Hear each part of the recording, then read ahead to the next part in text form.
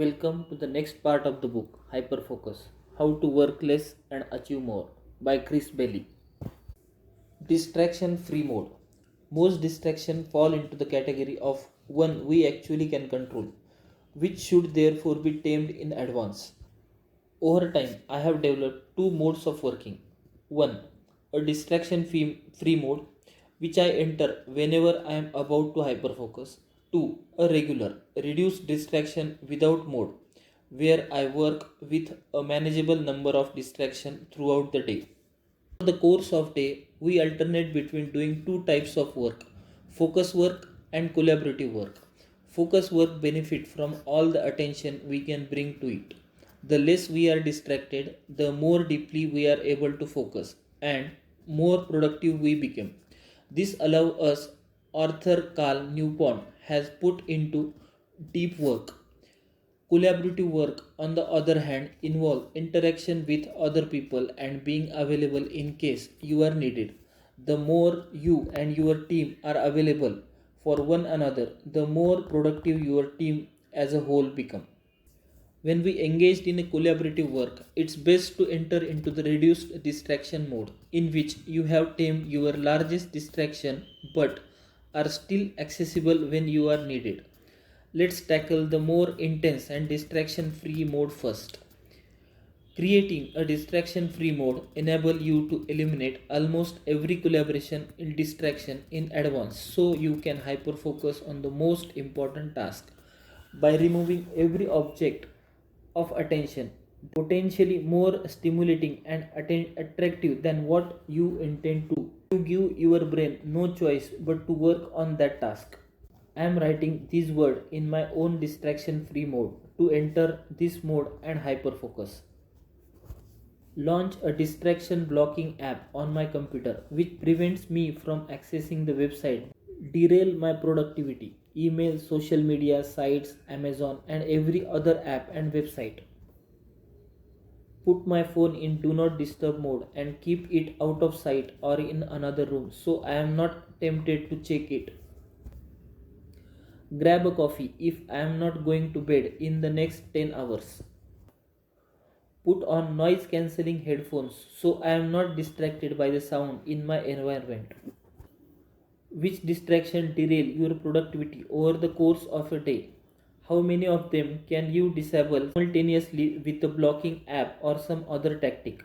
Write a quick plan like one above that will guide you to derail with this distraction ahead of time.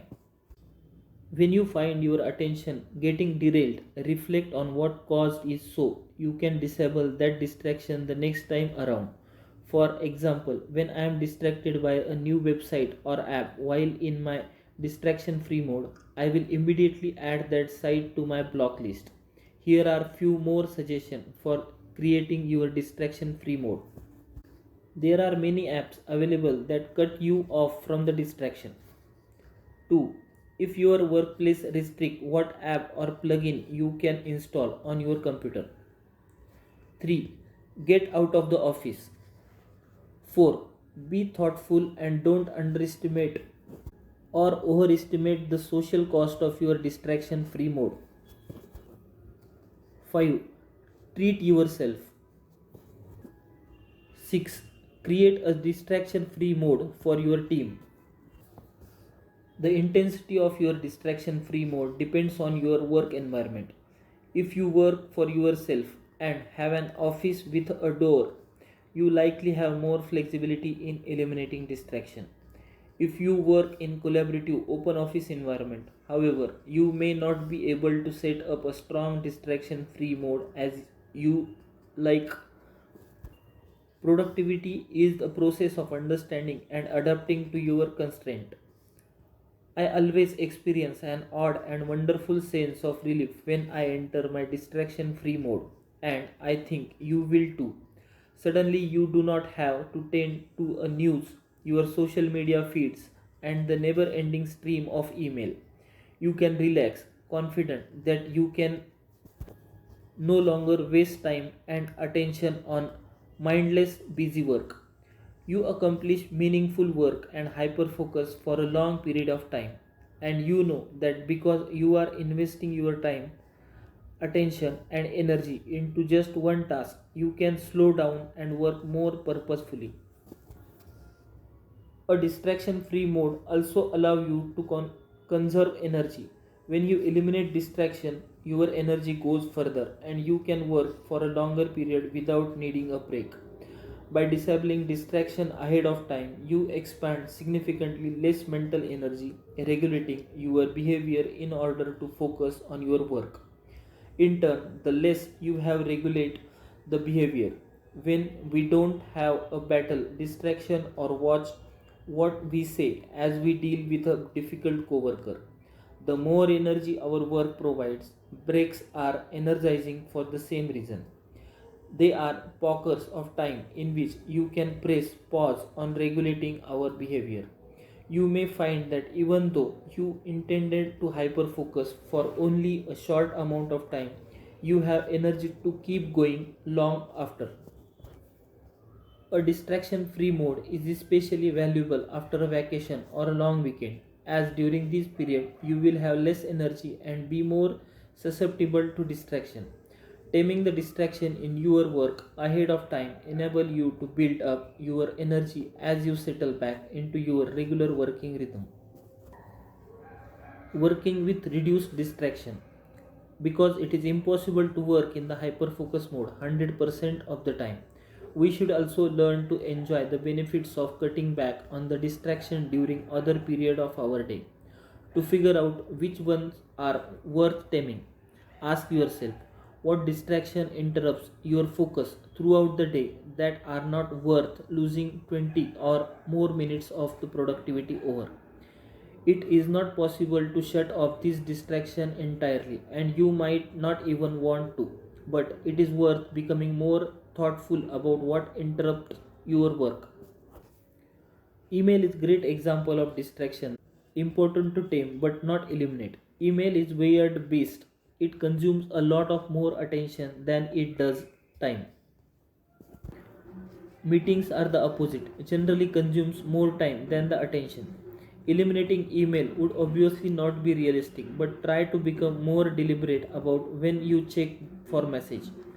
Doing so will allow you to regain control over your attention whenever you have email notification. Enable you permit your coworker to interrupt your focus on them. The instant you receive the email notification, you have lost control. Choosing when you check for the message ahead of time means you maintain control over your attention and resist slipping into the autopilot mode. Setting a specific time to focus on distraction like email, meetings, your smartphone, and social media transform them from the distraction into merely other purposeful element of your work and life. Technology should exist convenience, not for the convenience of any other who want to interrupt us. Countless things calmed for our attention over the course of day. Below I have chosen 5 of the most common pain points: a constant flood of notification, smartphone, email, meeting, and finally the internet. Notifications. An activity I recommend earlier in this book was to scroll through the notification setting on all your devices and disable audible and vibration alert for the interruption you can safely live without. Leaving default turn on will flood you with a constant stream of interruptions.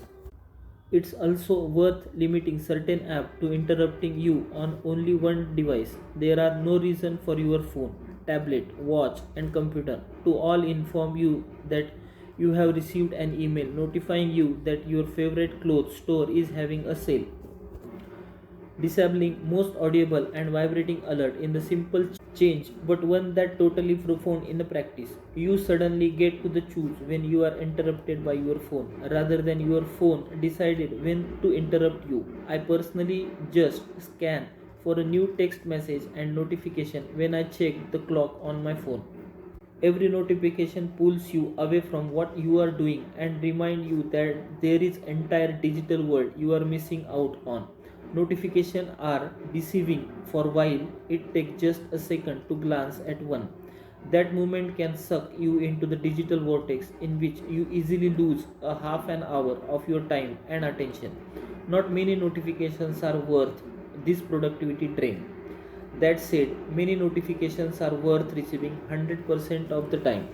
Phone calls, for example. While I check my email just one day, I will discuss below. I will often turn on notification for just one sender if I am waiting for the important message. Doing this takes a minute or two, but I easily earn that time back in how much more deeply I am able to focus. This lets me stop with compulsively checking my inbox every few minutes. Setting up your email to receive notification only for a group of VIP sender is also possible in most email applications and lets you decide who can interrupt you throughout the day. As well as dealing with the individual notification, it's also possible to block when you allow app to distract you. One of my favorite daily ritual is to put my smartphone and other device in airplane mode between 8 to 8 am. This is when I have a least energy and I am more likely to fall victim to distraction. Plus, research show we have less likely to multitask when we end our daily activities and go to bed early and night before. If enabling airplane mode feels too drastic, consider enabling your phone's do not disturb mode while you work. Your smartphone and other devices. Apart from managing the notification that your device pop up, it's worth becoming deliberate about when, where and how often you use this device. Your phone is probably your most stimulating and novel object of attention. You are absolutely going to the temptation by it, especially when the task you are working on become more intimidating or complex. Over time, I have changed my relationship with my phone. Instead of seeing it a device that should stay attached to my hip for the entire day, I have started to regard its powerful, more annoying computer. The cellular radio aside, our phone have the same part as computer, but for some reason, perhaps because they provide us with so much stimulation and validation throughout the day, we allow them to interrupt our constantly, infinitely more than our computer. We should not give any shiny rectangular device so much power. Once I began viewing my smartphone as just more distracting computer, I kept it stored in my laptop bag instead of my pocket. And most important, I made sure I had good reason before checking it. This shift in attitude has enabled me to use my phone with intention rather than the autopilot mode. Every time you pick up your phone without intent, you derail your attention for no good reason. Here are a few more strategies to prevent your phone from taking your life. 1. Mind the gap. 2. Do a phone swap. 3. Strategically use airplane mode. 4. Buy a second distraction device. 5. Create a mindless folder. 6. Prune your list of apps.